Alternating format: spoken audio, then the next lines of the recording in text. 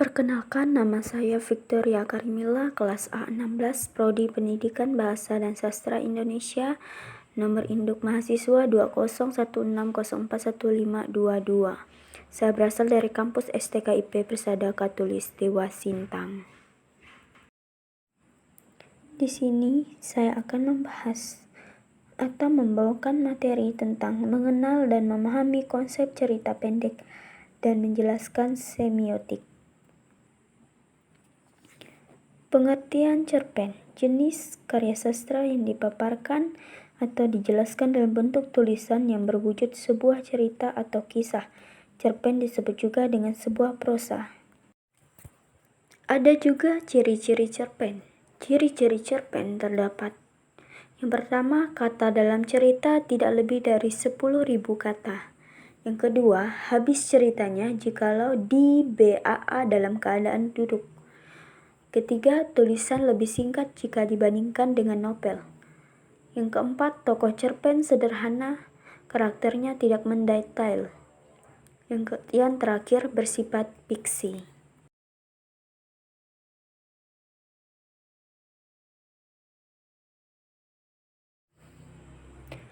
Unsur intrinsik cerpen. Unsur intrinsik cerpen terdapat ada tema, alur atau plot, penokohan atau perwatakan, setting atau latar, sudut pandang atau point of view, amanat, gaya bahasa.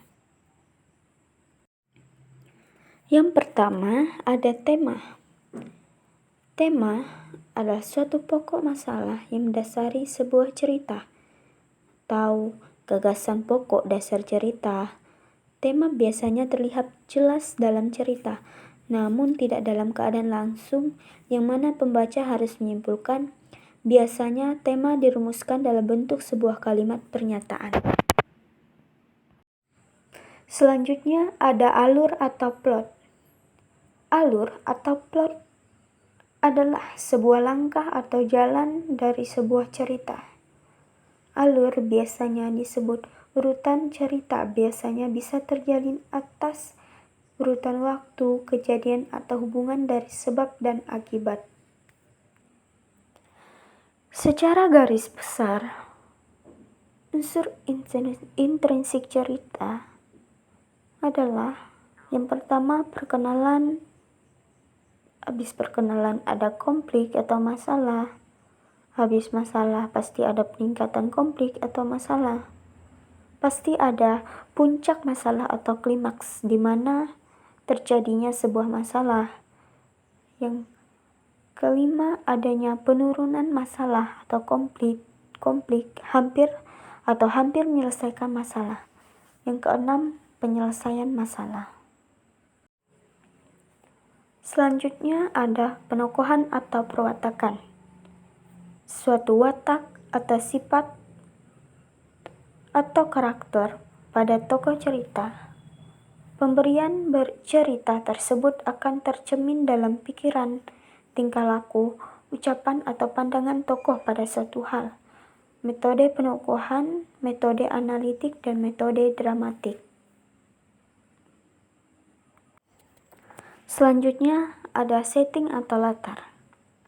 Setting atau latar adalah tempat peristiwa, waktu, dan suasana cerpen itu dilakukan. Setting atau latar terdiri dari 3 unsur, yaitu latar tempat, latar waktu, dan latar suasana. Latar tempat adalah tempat terjadinya sebuah cerita. Ada tema, dalam cerpen tersebut. alur atau plot, Misalnya, penokohan atau contohnya, perwatakan, setting tempat atau terjadi latar, cerita sudut ada pandang di atau dalam point of view, sekolah, di gedung amanat, sekolah, gaya bahasa. atau di rumah, atau di sungai. Sedangkan latar waktu adalah kapan sebuah cerita tersebut terjadi. Dan latar suasana adalah mencerminkan bagaimana perasaan atau suasana hati yang terjadi pada saat cerita tersebut berlangsung. Sudut pandang atau point of view. Sudut pandang merupakan cara bercerita atau cara pandang visi seorang pengarang pada suatu peristiwa dalam cerpen. Sudut pandang memiliki ada sudut pandang orang pertama dan sudut pandang orang ketiga. Sudut pandang orang pertama dengan gaya bahasa aku, sedangkan sudut pandang peninjau atau orang ketiga adalah pandangan campuran. Amanat. Amanat merupakan sebuah pesan atau harapan seorang penulis cerita kepada pembaca agar pembaca mau bertindak atau melakukan sesuatu. Biasanya amanat ini ada di akhir cerita.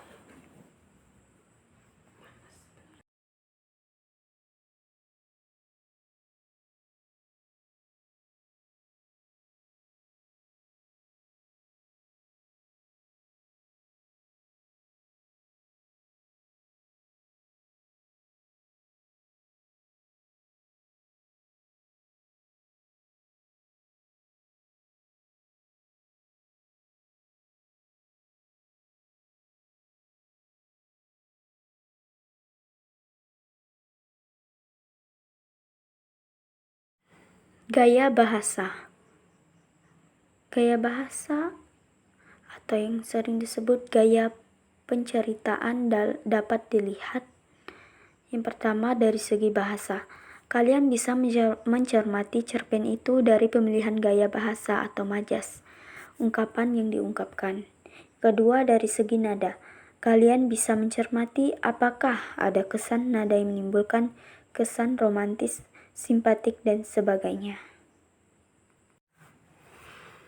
Selain unsur intrinsik dalam cerpen, terdapat juga unsur ekstrinsik cerpen.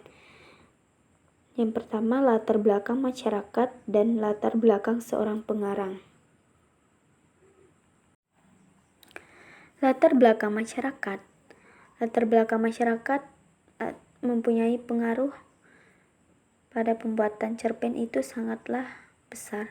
Pemahaman untuk itu bisa berupa antara lain adalah kondisi politik, ideologi negara, kondisi sosialnya, kondisi keekonomian masyarakat. Yang kedua, latar belakang seorang pengarang.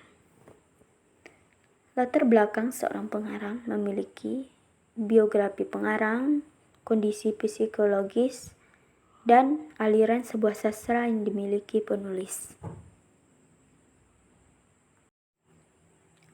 Apa itu semiotik? Kata semiotika diturunkan dari bahasa Inggris yaitu semiotik. Nama lain semiotika adalah semiologi. Kedua, memiliki arti yang sama yaitu sebagai ilmu tentang tanda. Baik semiotika ataupun semiologi berasal dari bahasa Yunani yaitu semeion yang berarti tanda. Secara terminologis, semiotik dapat didefinisikan sebagai ilmu mempelajari sederetan luas objek-objek peristiwa seluruh kebudayaan sebagai tanda. Komponen dasar semiotika. Komponen dasar semiotika terdiri dari tanda atau sign, lambang atau simbol, dan isyarat atau nal. Ketiga masalah tersebut masuk ke dalam cakupan ilmu semiotika karena memungkinkan terjadinya komunikasi antara subjek dan objek dalam jalur pemahaman sebagai komponen dasar.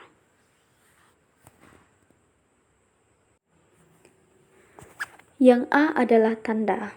Tanda merupakan bagian dari ilmu semiotika yang menandai sesuatu hal atau keadaan untuk menerangkan atau memberitahukan objek kepada subjek.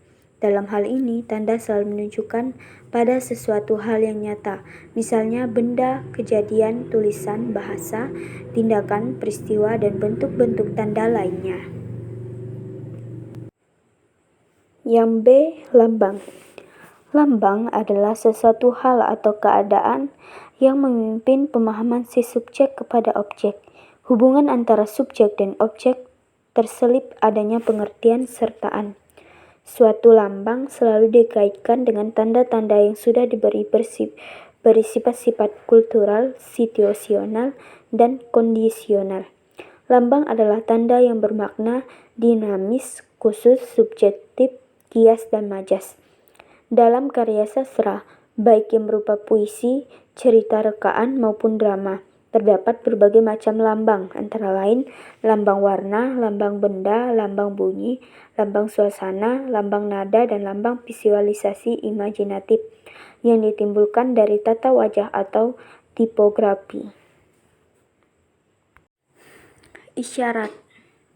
Isyarat adalah sesuatu hal atau keadaan yang diberikan oleh si subjek kepada objek.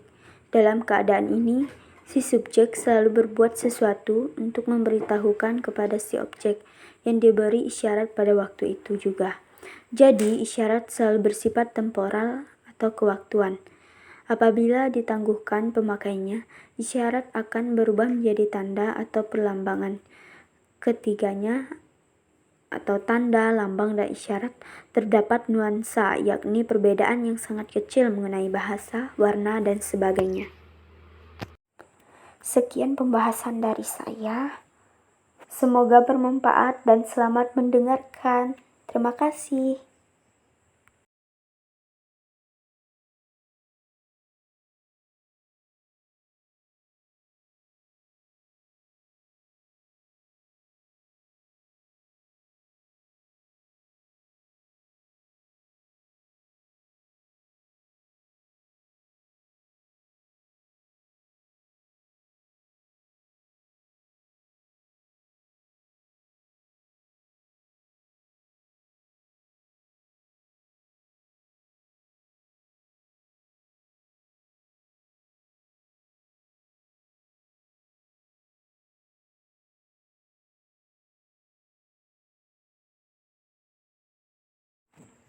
Ada juga sudut pandang atau point of view. Sudut pandang atau point of view merupakan cara bercerita atau cara pandang visi seorang pengarang pada suatu peristiwa dalam cerpen. Sudut pandang orang pertama dengan gaya bahasa